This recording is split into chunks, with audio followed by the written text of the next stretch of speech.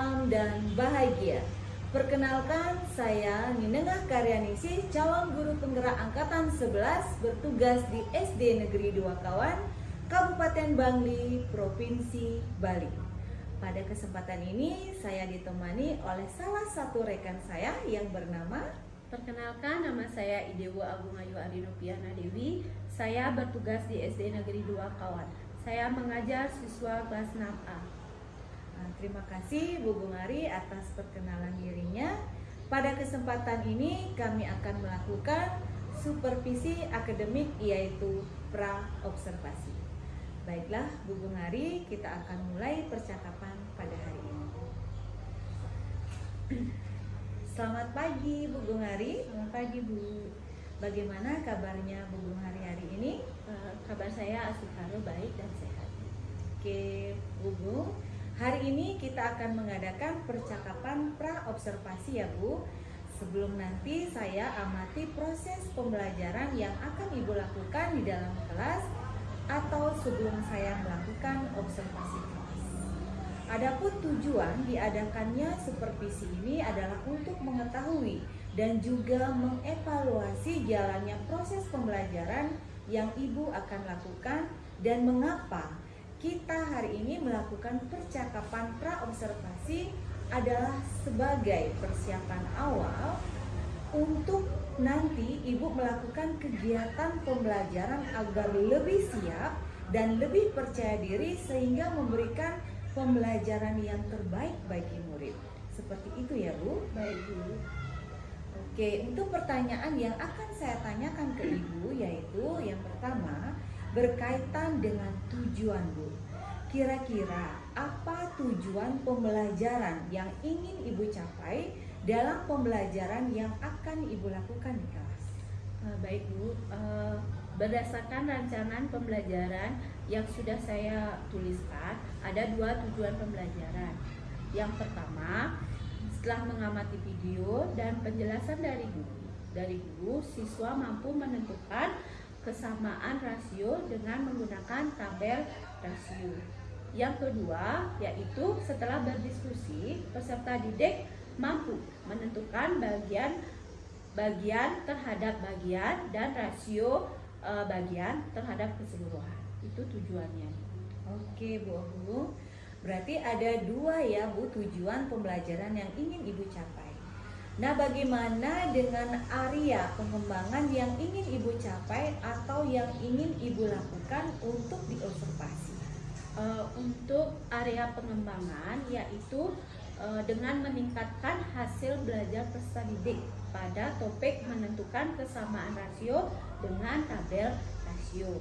Yang kedua, itu yang pertama. Yang kedua yaitu menentukan rasio bagian terhadap bagian dan rasio bagian terhadap keseluruhan aspek sikap, pengetahuan, dan keterampilan.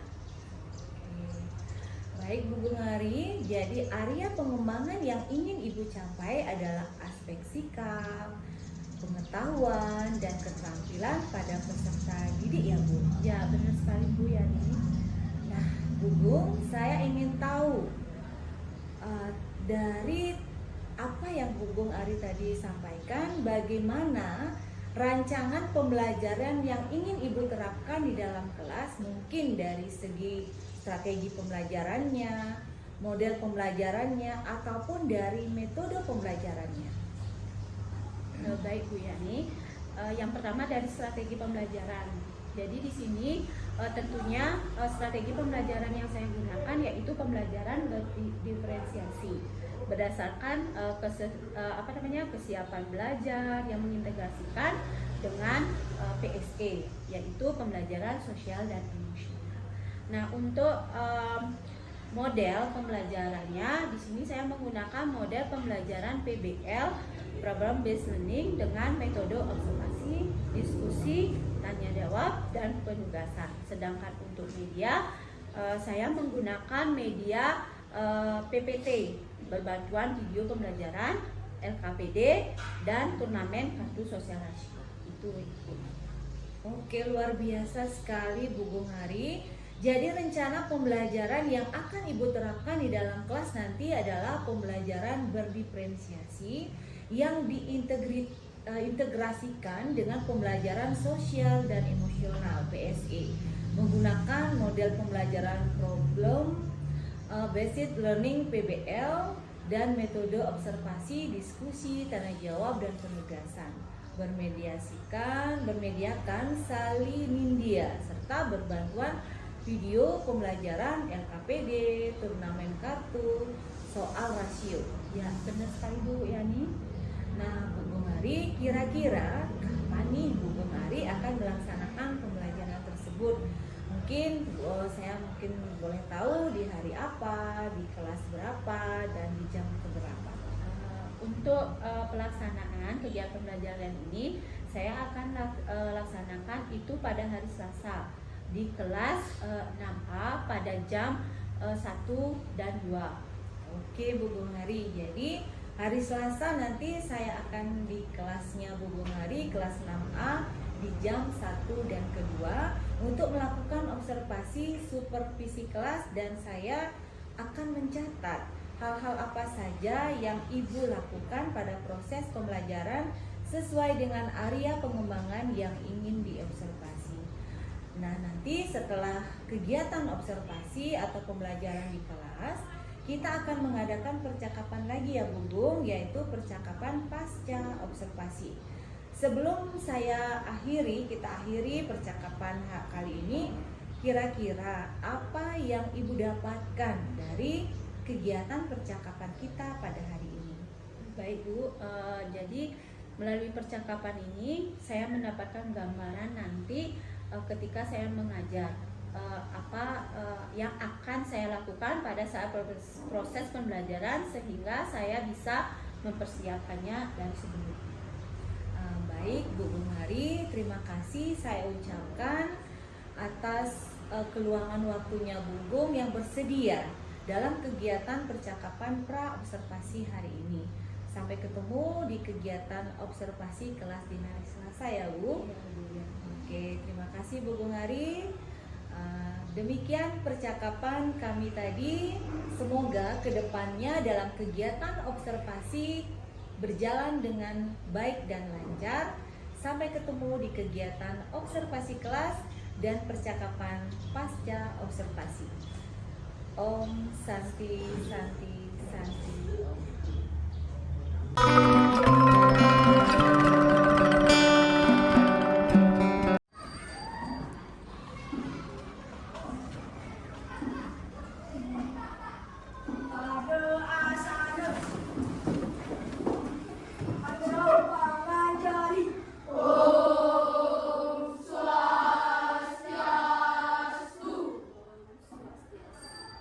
Selamat pagi.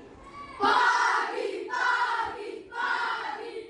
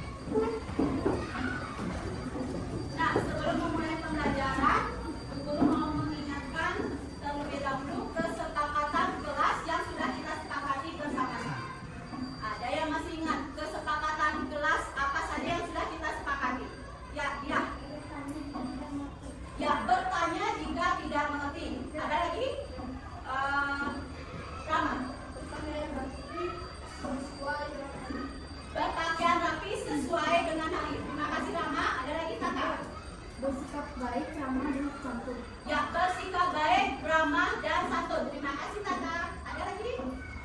Satya, baru 3. Saat proses pembelajaran siswa aktif dan tidak melawan. Ya, saat proses pembelajaran siswa aktif dan tidak boleh melawan guru. Terima kasih, Satya. Bion. Menyimak penjelasan guru dengan baik. Ya, makasih Bion. Menyimak penjelasan guru dengan baik. Lagi 1, kita punya 6 kesepakatan. Nanda. Bertanya jika tidak mengerti. Ya, bertanya jika tidak mengerti. Itulah 6 kesepakatan kelas yang sudah kita sepakati. Jadi anak-anak harus mematuhi kesepakatan yang sudah anak-anak sepakati bersama-sama ya. Nah, sebelum memulai pembelajaran, biar anak-anak tambah semangat dalam belajar, kita ice breathing dulu sebentar ya. Oke, anak-anak berdiri dulu.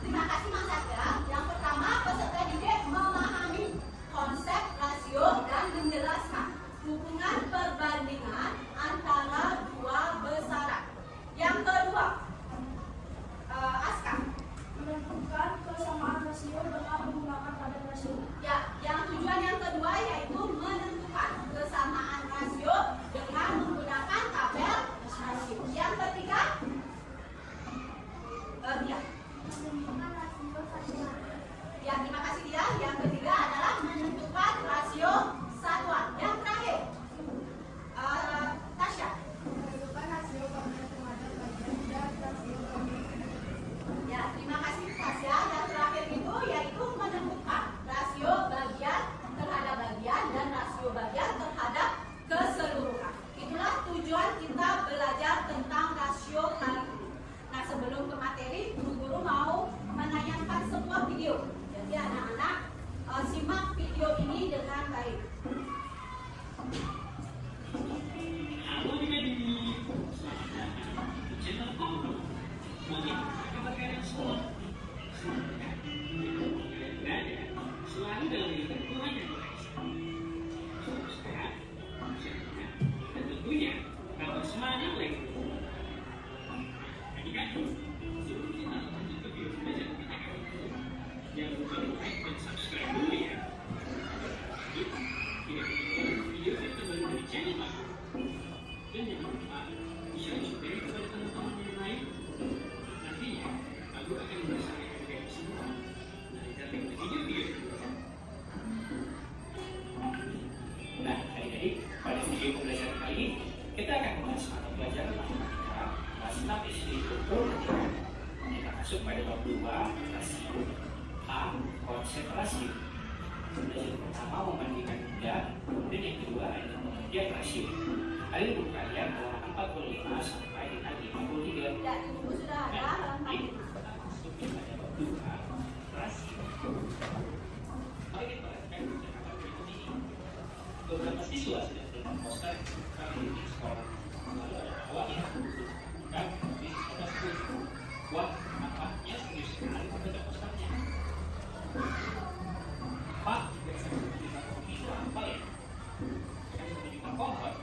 Kan untuk pekerjaan buat dengan tujuan dan ada dan beberapa kali kan kalau kita kan 1 juta pohon dimiliki setiap 10 Januari. Wah, nah, karena sekolah kita untuk partisipasi dalam acara ini juga pohon. Besok kita akan melakukan pengambilan pohon bersama-sama. Dalam rangka ini kita harus mempercayai dari pohon tersebut. Pelajaran pada saat ini kita mengimbang pohon dulu dengan kita juga bersusunan di pohon jenisnya jumlah bibit pohon yang bentuk dapat menggunakan rasio. Apa yang dimaksud dengan rasio, Pak? Rasio adalah perbandingan dua keseimbangan yang sama. Untuk lebih paham tentang rasio dan apa hubungan rasio dalam cara maksudnya ini, mari kita perhatikan video berikut ini. Nah, adik, kalian sudah belajar yang kedua ini, karena ada rasio dan menggunakan bahasa rasio.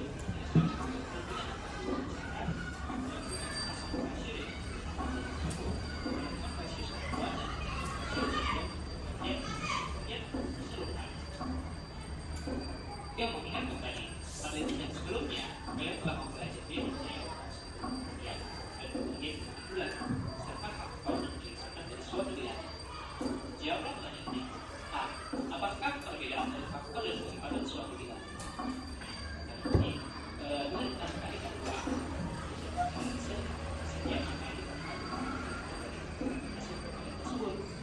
Misalnya, faktor dari mana?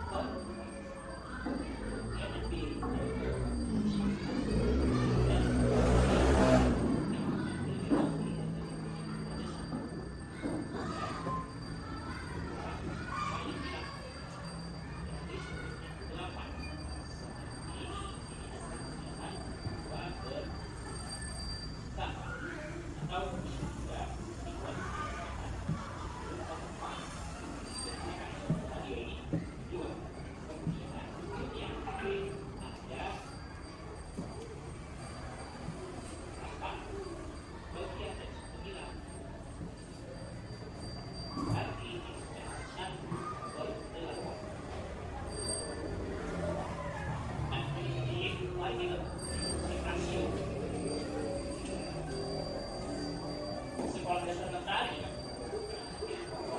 sama aktivitas itu akan masuk pada siswa sekolah itu ada itu siswa tahu jadi kita akan dapat dua aktivitas pada eksplorasi bagian satu adalah coba jawab pertanyaan satu sampai tiga eksplorasi bagian satu ini pohon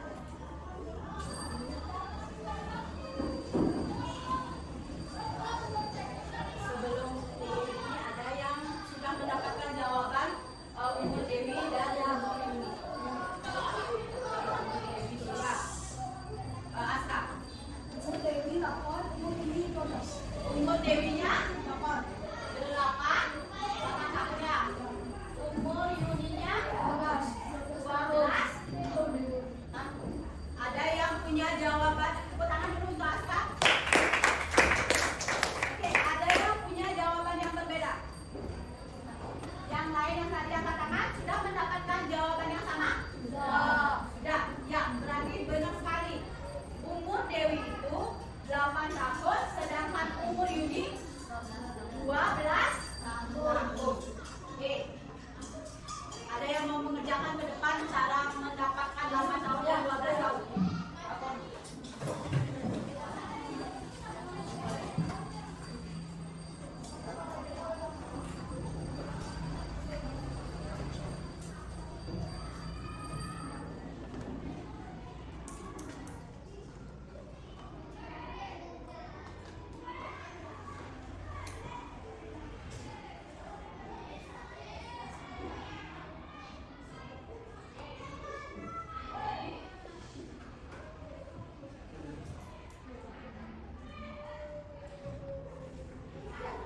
Terima kasih Kori. Ya, ini tepuk tangan dulu untuk Kori. Udah, ini jawabannya Kori dan proses pengerjaan kenapa bisa dapat 8 tahun umur Dewi sedangkan umur Yuni 12 tahun. Ini sudah benar ya. Jadi Kori sudah bisa mendapatkan hasil dari umur masing-masing. Nah, sebelum guru mengasih tugas, ada yang mau ditanyakan dulu?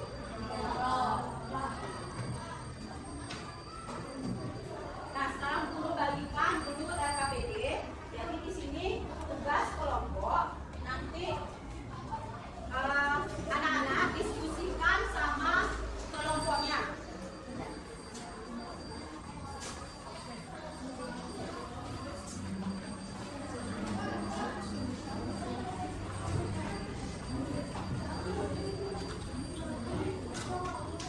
Nah, perhatikan dulu untuk halaman pertama. Jadi halaman pertama ini nanti anak-anak isi nama kelompoknya. Dan untuk halaman kedua, pertanyaannya untuk jawabannya kerjakan di halaman 3. Di sini sudah isi jawaban dari soalnya. Boleh bergilir nanti siapa yang tuliskan.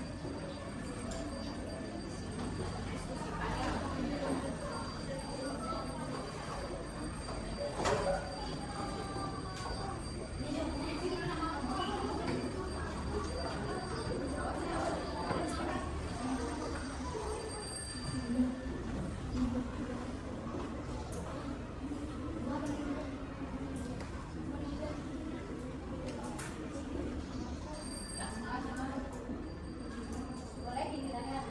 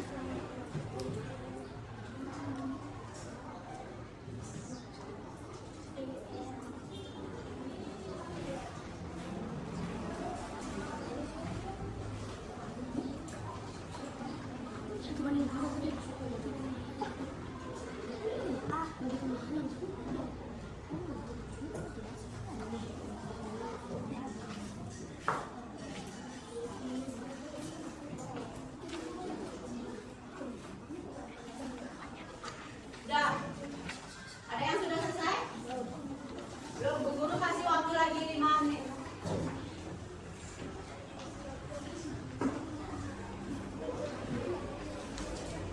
Diskusikan sama temannya. Ini bawahnya. Di sana kan isi tabel ini tadi.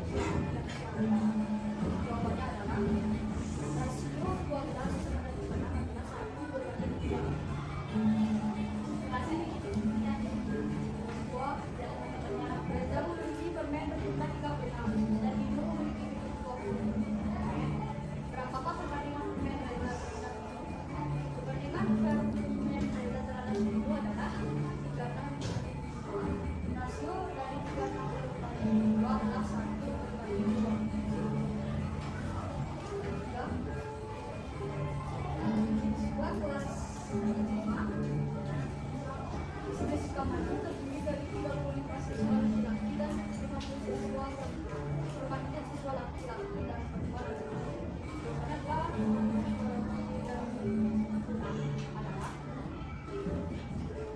rasio 35:1 ini adalah berapa rasionya? 4 sapi yang dibawa oleh ada dalam kata adalah 450 ekor. Jika perjumlah sapi dalam rasio adalah 3 berbanding 4, maka jumlah sisa kebaran yang ada adalah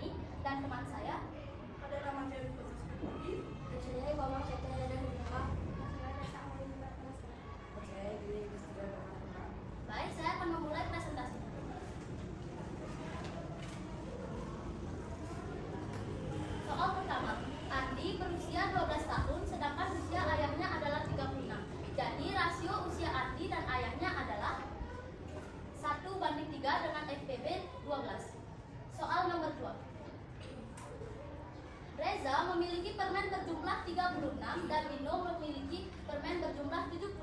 Jadi rasio permen Reza dan Dino adalah 7:10 dengan FPB 5.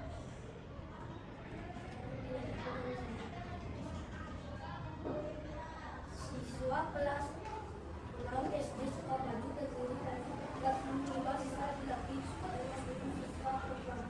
Mahasiswa anak.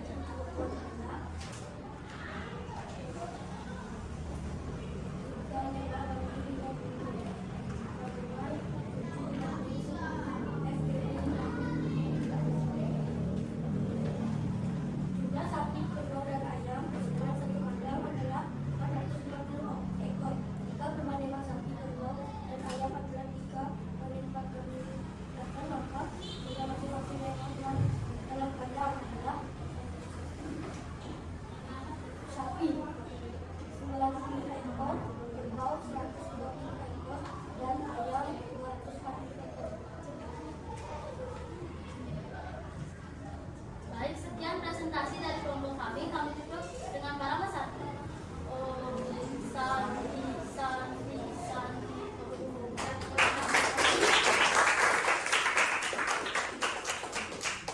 Nah, itulah hasil diskusi anak-anak hari ini.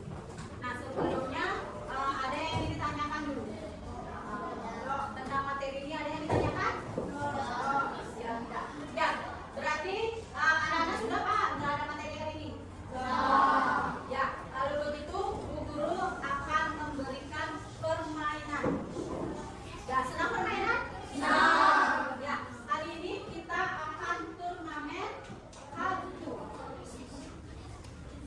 Nah, sebelumnya Bu Guru bagikan dulu soalnya.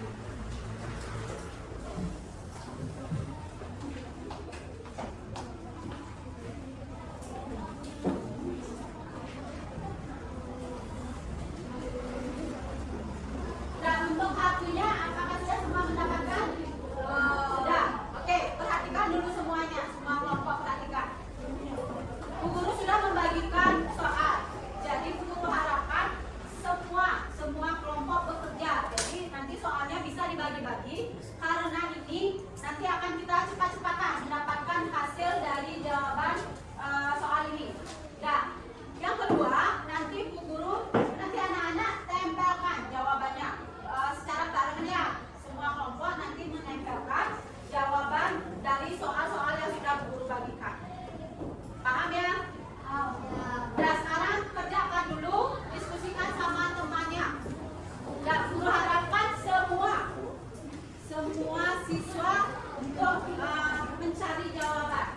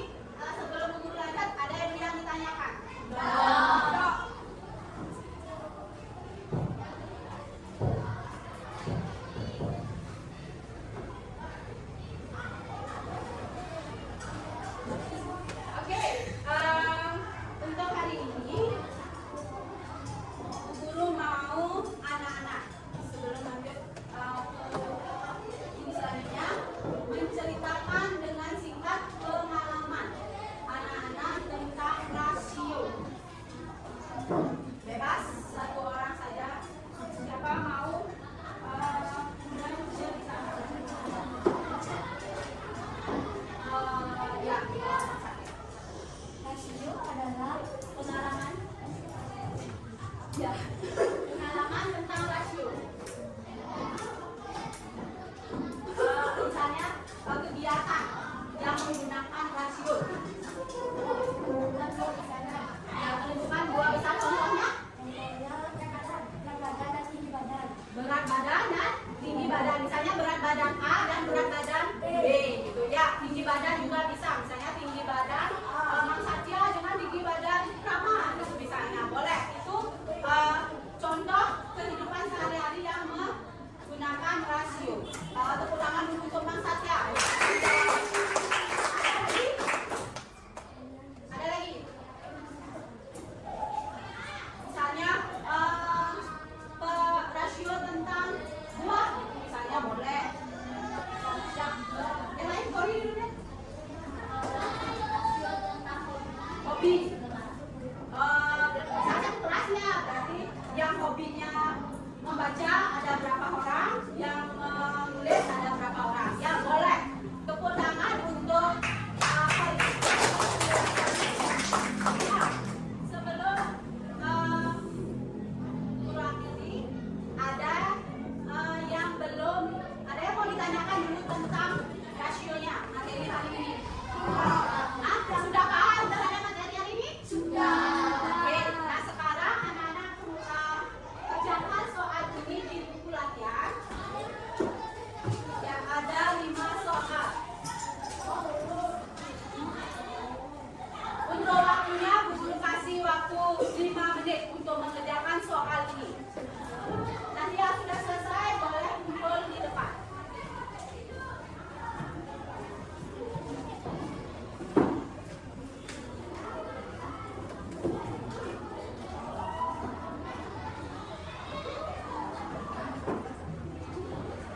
Nah, jawabannya.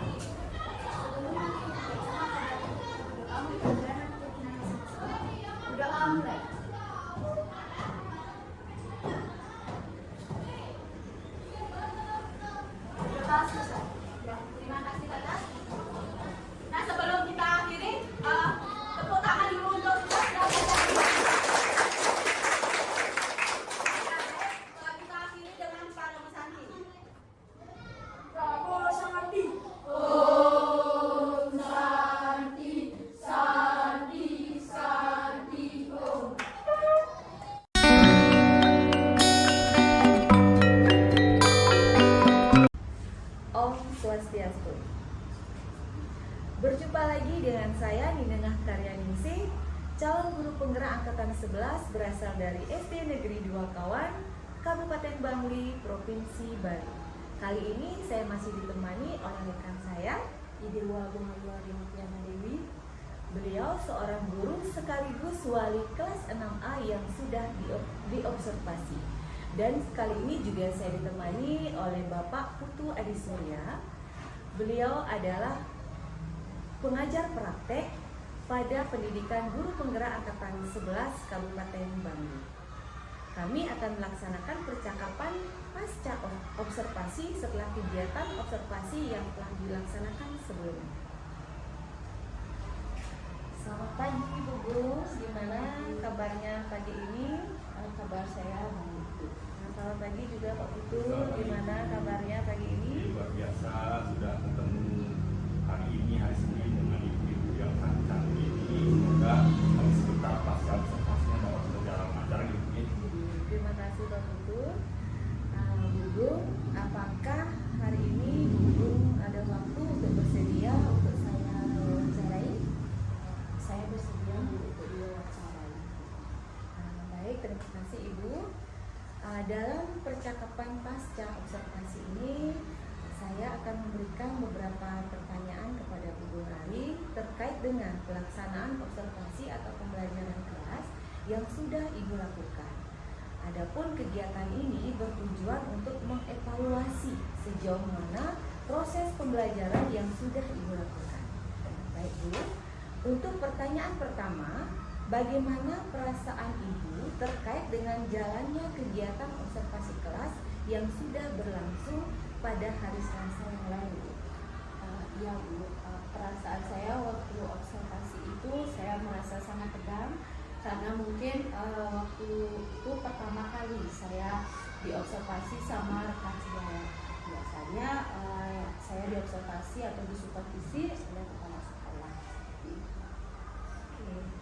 Ya Bu, proses pembelajaran yang Ibu lakukan walaupun masih ada rasa tegang, tapi sudah berjalan dengan lancar dan baik.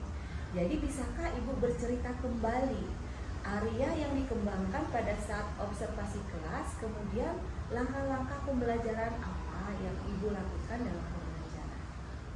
Baik Bu, untuk area pengembangan yaitu diharapkan peserta didik itu mampu meningkatkan hasil belajar dari peserta didik pada topik menentukan kesamaan rasio dengan menggunakan pakai rasio dan menentukan rasio bagian terhadap bagian rasio bagian keseluruhan.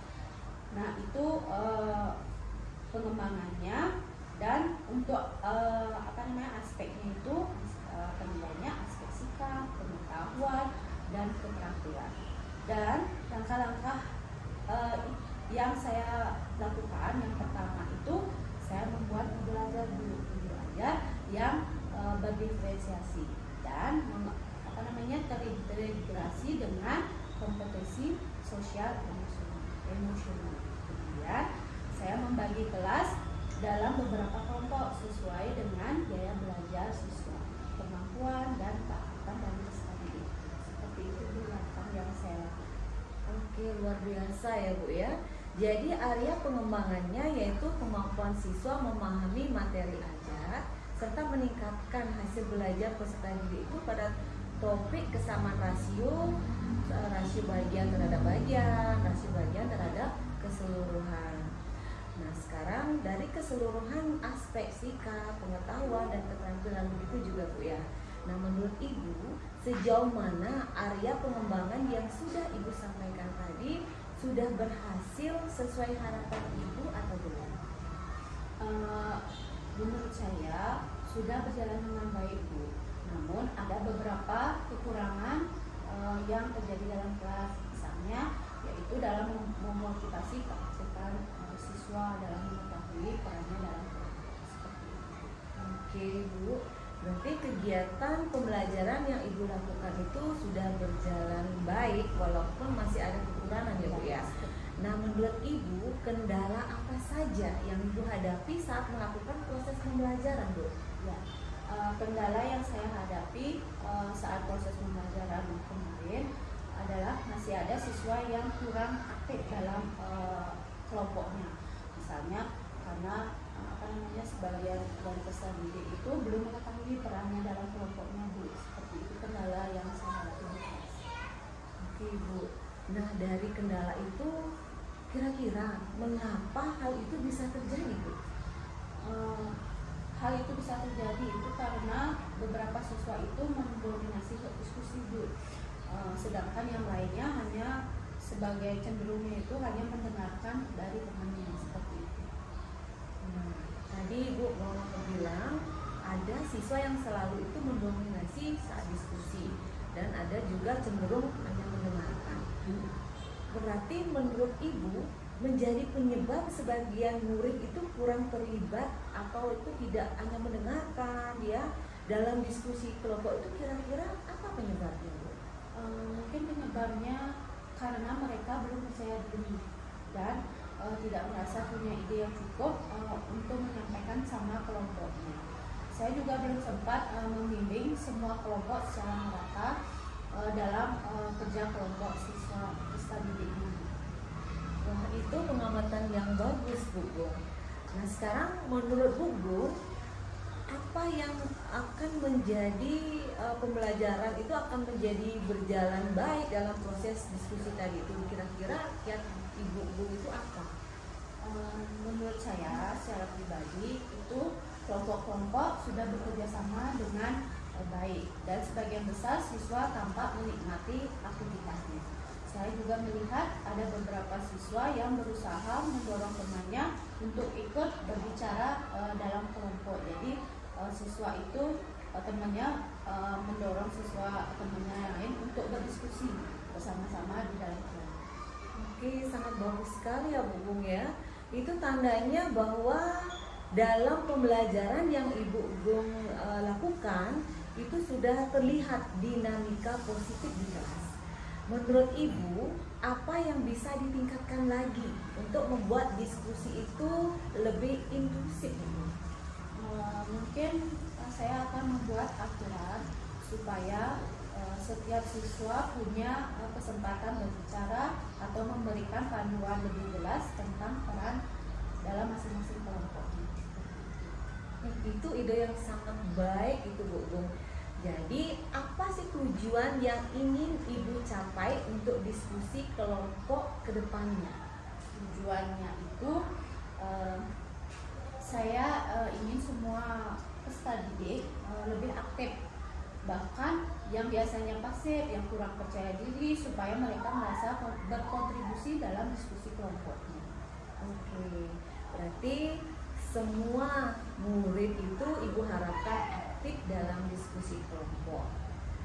Nah, sekarang langkah apa yang Ibu pikirkan? Mungkin ide apa yang Ibu punya untuk mencapai tujuan tersebut? Saya akan mencoba menetapkan peran dalam setiap kelompok, seperti sebagai moderator, sebagai pencatat materi, dan sebagai penyaji dari guru. Selain itu, saya juga akan memberikan pertanyaan pemicu yang dapat dijawab oleh semua siswa di dalam kelompok ini. Nah, itu rencana yang sangat bagus loh, Bu. Nah, kira-kira Bu Gung hari ini dalam mengimplementasikan, Ibu itu akan melakukannya sendiri atau perlu dukungan dan bantuan pihak lain, Bu? Dalam pengimplementasiannya mungkin saya butuh masukan lebih lanjut dari rekan sejawat, terutama Bu Yani, tentang cara membagi peran dan merancang pertanyaan pemicu yang tersebut. Oke, tentu Bu Gung, nanti saya pribadi siap kita berkolaborasi ya. Nah, kita bisa meningkatkan nanti dengan praktek baik juga. Kita jadwalkan pertemuan berikutnya untuk membahas hasilnya ya. Nah, sebelum saya akhiri percakapan hari ini, saya mau tahu gimana perasaan Bu Gung Ari tentang kegiatan percakapan pasca observasi.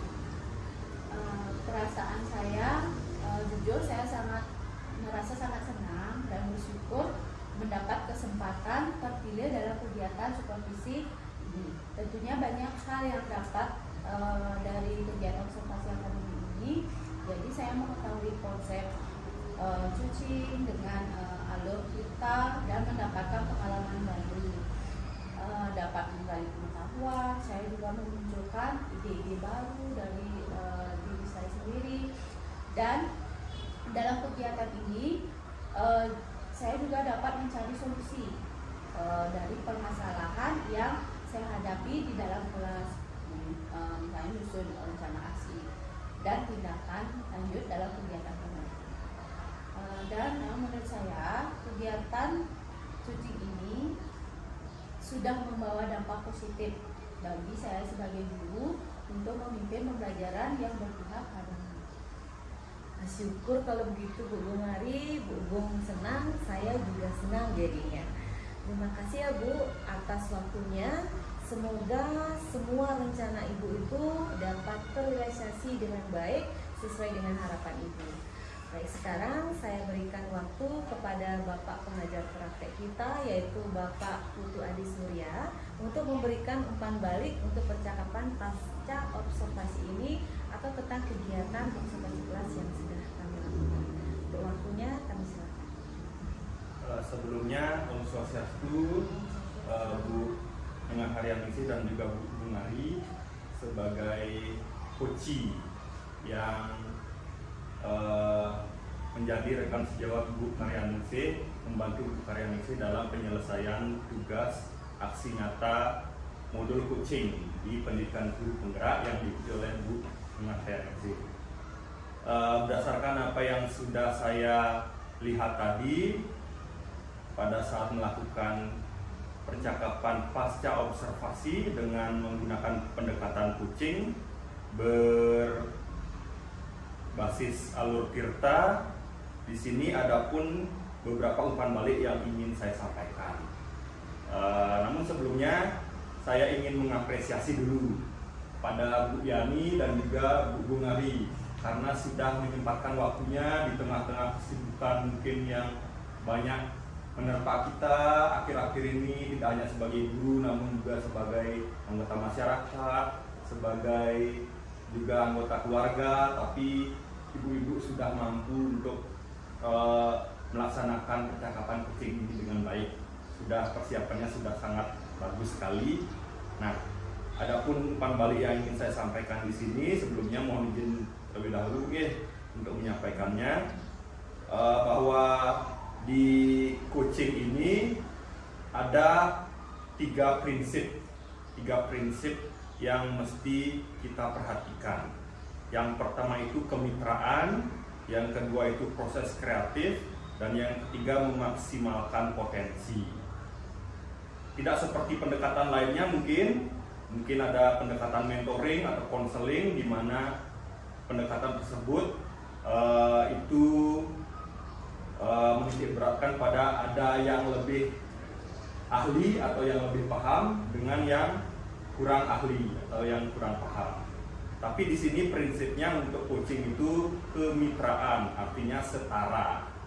Jadi Ibu Haryaningsih itu adalah meskipun sudah ikut guru penggerak, Bu Gung Ari ampunang itu merasa bahwa Bu Kadek Yani ini lebih dari Ibu ya. Ini prinsipnya setara, saling melengkapi ya, komunikasinya nanti berlangsung dua arah, tidak melulu dari Bu Haryaningsih yang memberikan saran. Jadi Bu Haryaningsih tidak memberikan saran kepada Bu Gung Ari, tapi Bu Gung Ari lah yang menentukan sendiri apa solusi yang akan dilakukan ke depannya untuk memperbaiki pembelajaran dari Bu Gung Ari.